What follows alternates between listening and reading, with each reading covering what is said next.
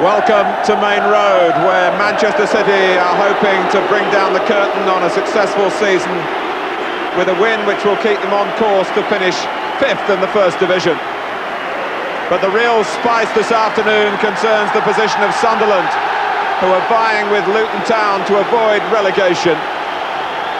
With Luton at home to Derby, who are already down, the odds are that Sunderland need to win here and win well. Sunderland won't expect any favours from this City side. Striker Wayne Clark comes in place of the injured Mark Ward. Peter Reid had hoped to select himself, but he's still troubled by a knee injury. Goalkeeper Tony Coton is suspended. The reserve Andy Dibble is on loan at Middlesbrough. So 19-year-old Martin Margetson plays in the First Division for only the second time, but he came through well last Saturday in a testing league debut away to Manchester United. Sunderland have lost two of their most committed characters to suspension, defender Kevin Ball and Gordon Armstrong in midfield. Richard Ord, an England under-21 international, comes in at the back, and Warren Hawke continues to stand in for Armstrong.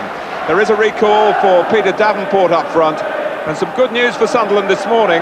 Left-back Paul Hardiman passed a fitness test after missing the preparation for this vital game with a glandular problem.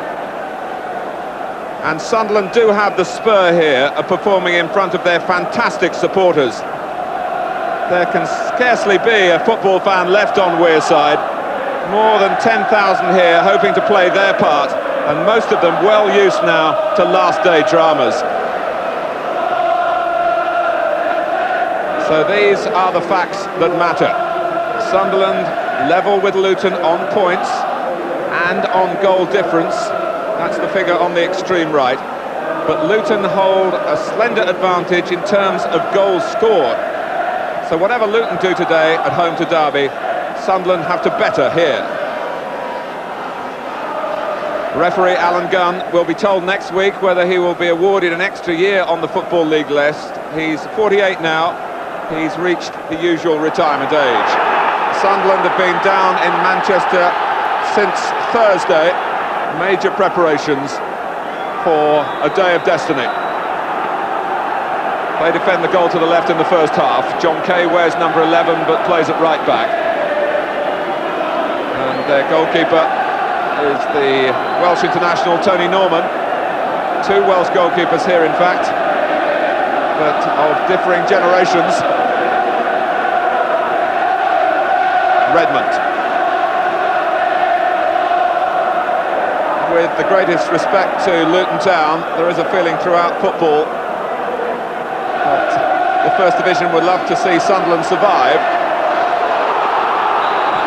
Gabbiadini gets in the cross with Alan Gunn, who is a FIFA official and the right kind of experienced character to be in charge on what could be a very volatile afternoon.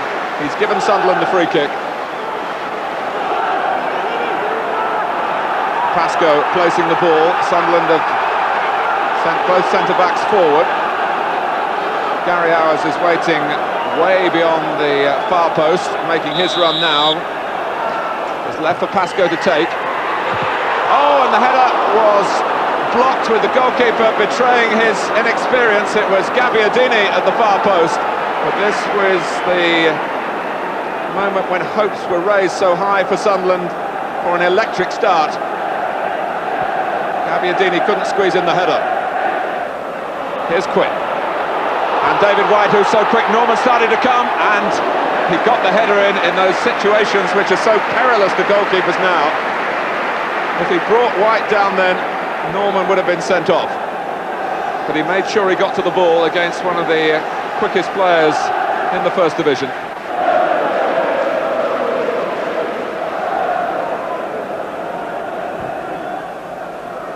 And Quinn is onside. If he can get it down here, there's trouble for Sunderland, who scored! Niall Quinn, after 10 minutes. So this three-pronged attack pays dividend in as much as one of the strikers makes a goal here and takes it cleverly. Quinn got the better of Kay. and then had a confrontation with Norman, which he won as well.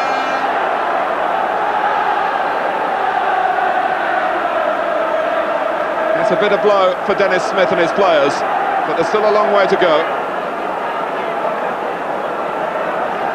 And Niall Quinn is having the season of his life. Stern-faced at the moment. Quinn. Heath shoots, not with any conviction at all. He hasn't scored for more than 8 months, which is a real source of irritation to him personally. Hasn't always been in the side, of course. Paul Hardiman stayed down inside his own penalty area. Hardiman was challenged as he cleared and stayed down. So much work has gone in this week for getting Hardiman right for this game, but he's lasted 24 minutes. Well, Brady comes on to go to the left-hand side. Warren Hawke has moved to the right. John Kay has gone to left-back, and Gary Owers to a position that he knows pretty well at right-back. But for Dennis Smith and Viv Busby, well, it must be agony watching.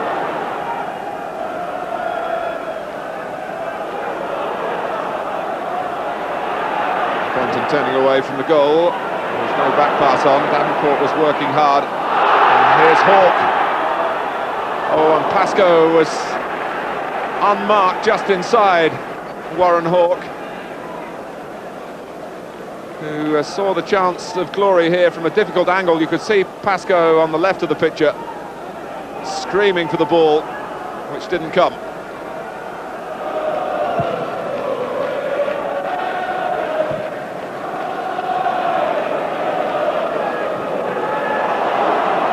Pascoe put into play here with Kay, and goes Gabbiadini! It's a thrilling goal for Sunderland. And there's hope again. 5 minutes before half-time. Great play between Pascoe and Kay, and a cross that was met right on the meat by Marco Gabbiadini. John Kay has had to move to left-back, and he showed his aptitude for it with that storming run, and what a great header. And the Sunderland support, well, they're jubilant. Pascoe, who is a big influence at the moment. Davenport. And now Bennett. Can they play it right here? Not quite. Gabbiadini tries to curl one. Hendry got in the way. That wasn't a foul because Gabbiadini got to the ball as well as Poynton. And Redmond's header is miscued. It's gone behind for a corner. Will just be time for it to be taken. It's a question now of how long Alan Gunn will add on. He's just having a look at his watch. We've had 45 minutes. Bracewell. Davenport! Bennett! Goal! For Sunderland! And Gary Bennett has come back to Main Road.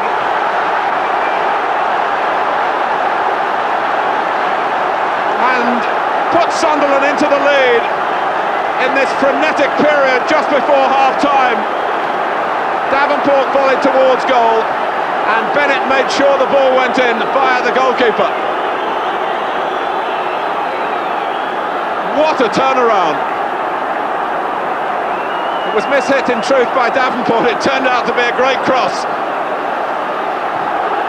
Sunderland are coming on strong.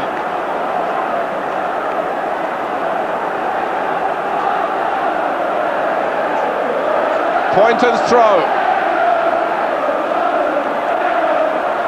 Heath. Owers miskicks, and Quinn has equalised. Desperate moment for Owers. 2 for Quinn, 2 for Manchester City.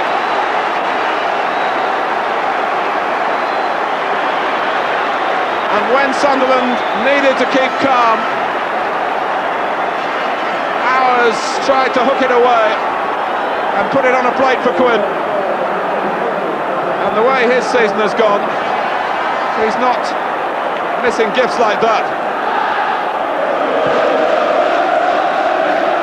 It is half-time.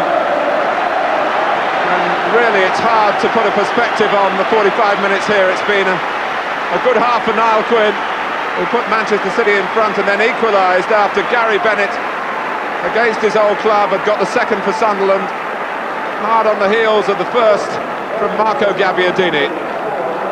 What will they make of it all in the Sunderland supporters ranks here, and what will they make of it all when they hear the news down at Kenilworth Road? At half-time at Main Road, it's Manchester City 2, Sunderland 2. What they've got to do and ignore any news filtering through from Luton. Okay, they've shown the capacity of Sunderland to break through this Manchester City defence that's had rather a porous look about it all season. But can they curb City's attacking strengths? Heath. Quinn.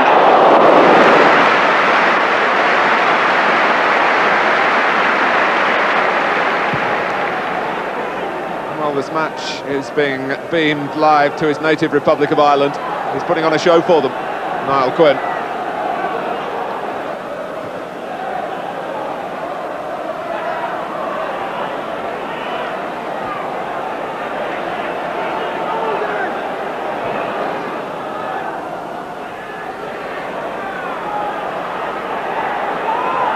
Harper.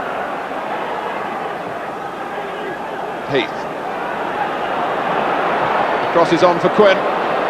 He's got to it, and he's angled it behind Wayne Clark to Sunderland's considerable relief. But here's the counter-attack led by Davenport. Ours to the right, Brady to the left. Davenport on his own through the centre. It's a glorious run, pushed out by Margetson, and Brady can't get to it.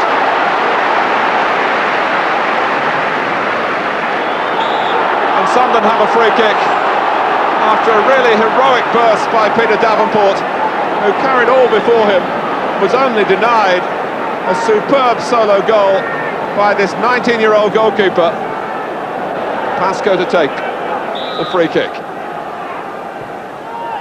Oh, and it's just over Bennett and behind for the goal kick. Well, I haven't got much to smile about.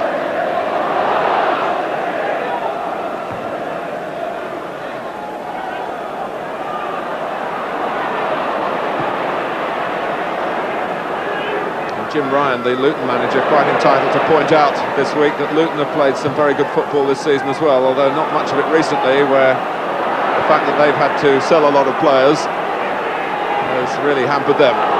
Bracewell steers it on, and Gabbiadini finds some speed against Hill.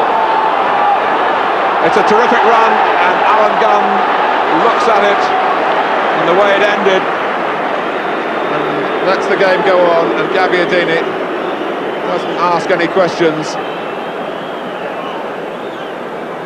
And if it was a foul, it was outside the area.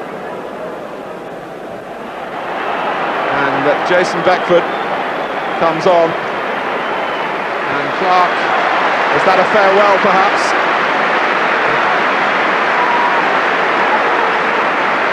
Beckford, who's come through the ranks and been at the FA National School at Lilleshall as well. In Sunderland, they're going to do it with another striker on. Warren Hawke is replaced by Thomas Hauser.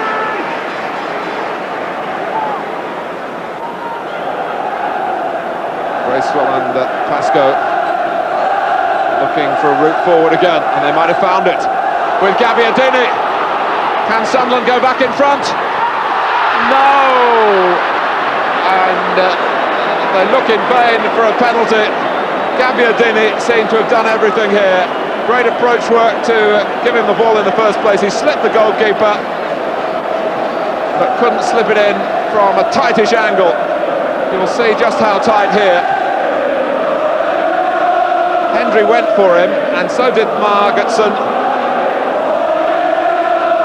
But Gabbiadini, in truth, was a bit too honest then. He went to score, and he failed. Now White. Bennett clears, and it's a useful clearance too to Davenport.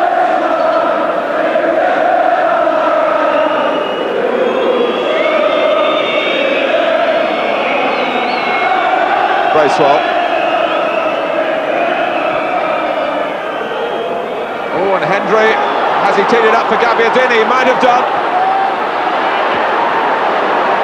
Again, no penalty. Again, Sunderland on the brink of grabbing a goal in their time of such great need. And again, you wonder if Gabbiadini was fully fit, whether those goals would have already come. Butted away by Redmond. This is Bracewell. Tries a shot himself, and that was very well fielded indeed by Martin Margetson, coming on the half volley. That's one of the more obvious fouls, not only of the afternoon, of the season. Ord on Quinn.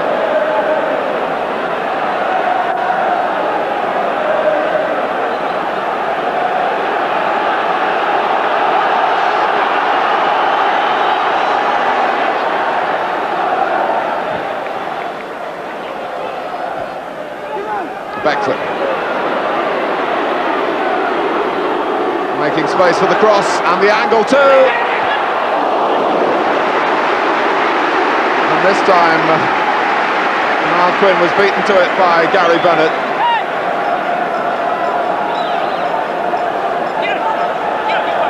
An indication of the depth of the Manchester City squad. A little flash from Beckford. He might have a shot here. Heath. And White off the post. And David White checked to see how it had stayed out. Hendry is down and technically in an offside position. And that really could have been the absolute end of this gallant Sunderland effort here. Quinn headed it across by White, off the post, and then Hendry hurt himself in trying to follow it in.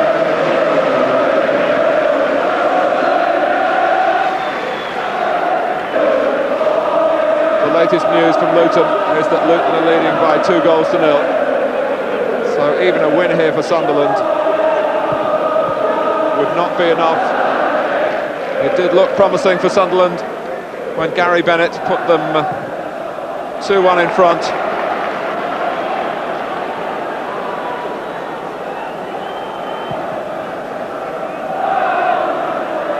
Ord. Davenport's offside. The 90 minutes are up on the last Saturday of the season.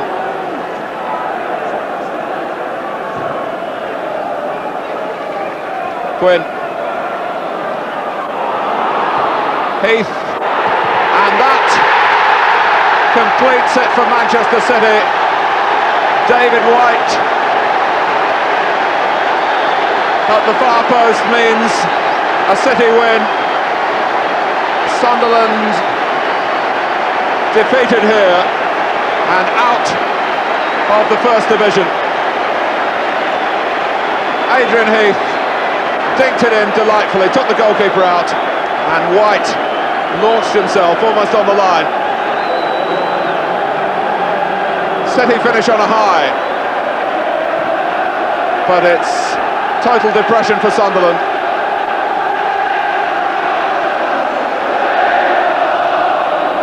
Sunderland have entertained over the last 9 months often enough, but they just haven't acquired enough points for their skills, and there is no survival for them in this extraordinary scenario on the last day of the season. Dennis Smith accepts his fate with good grace. Sunderland, who came up by an unusual route, but they haven't been able to hold on to their place, They might have done after a glorious first half here, at least at the closing stages of it, in which Gary Bennett added to the first goal from Marco Gabbiadini, but that lead was just a fleeting lead. Niall Quinn scored his second goal to make it 2-2, and then Manchester City made sure they finished with 3 points, with David White right at the last. The spectators and the players are united here in their grief. Manchester City 3, Sunderland 2. Sunderland, along with Derby, are relegated.